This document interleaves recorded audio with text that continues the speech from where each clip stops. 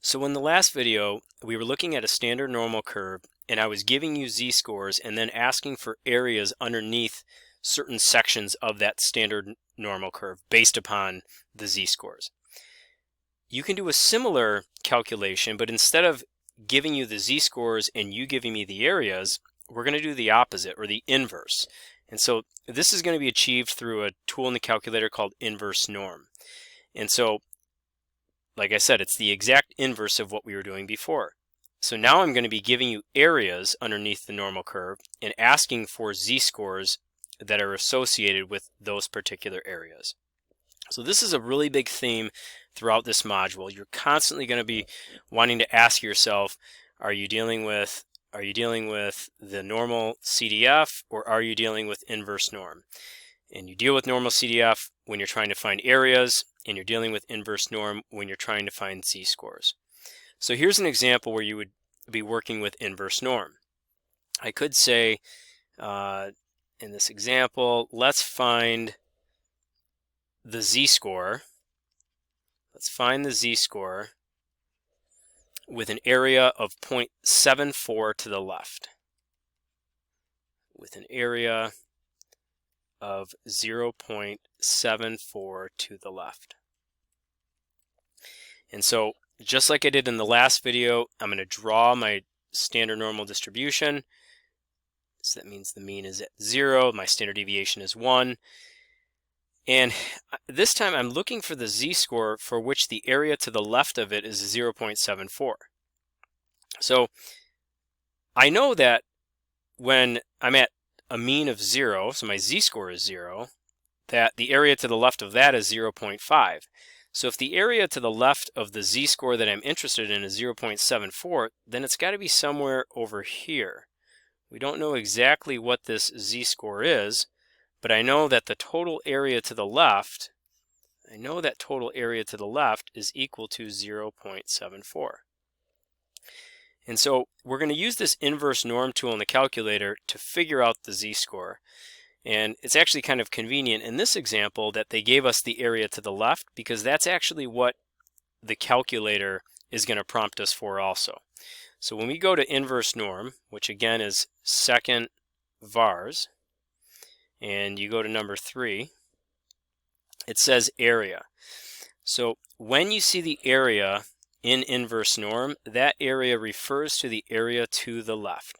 And some newer calculators will even have an option where you can select to the left or to the right and things like that. But let's always be consistent in this class, and whenever we put an area in next to inverse norm, it refers to an area to the left.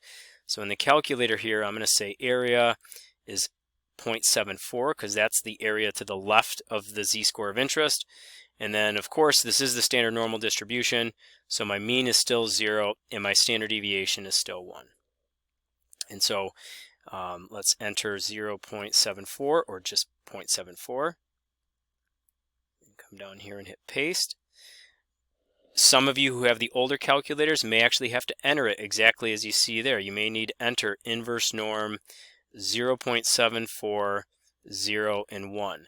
And again, the formatting is, this is the area to the left of the z-score of interest, and then you've got your mean and your standard deviation.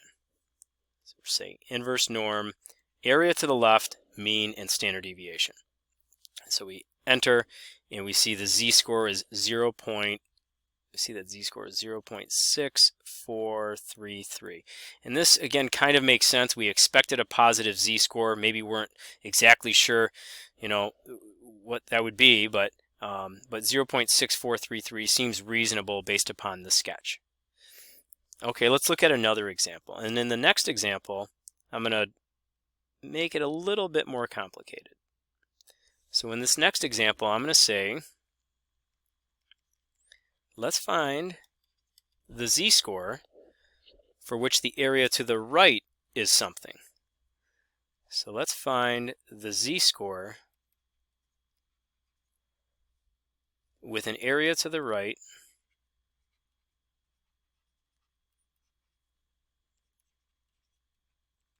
of 0.09.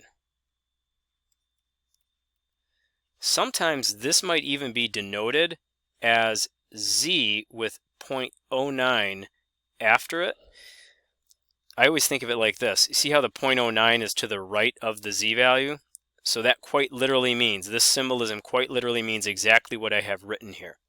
It means to find the area, find the z-score that has an area to the right of 0.09.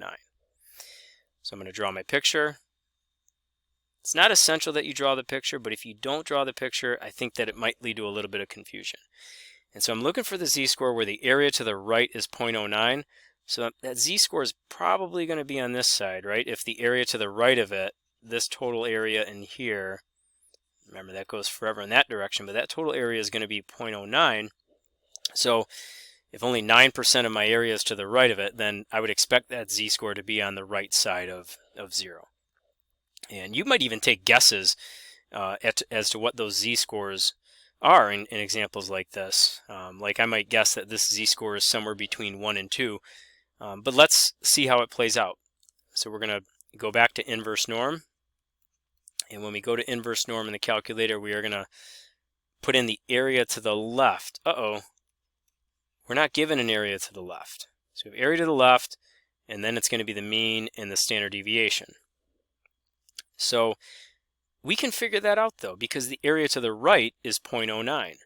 So if the area to the right is 0.09, and the area underneath the entire normal curve is 1, then the area to the left is going to be 1 minus 0.09.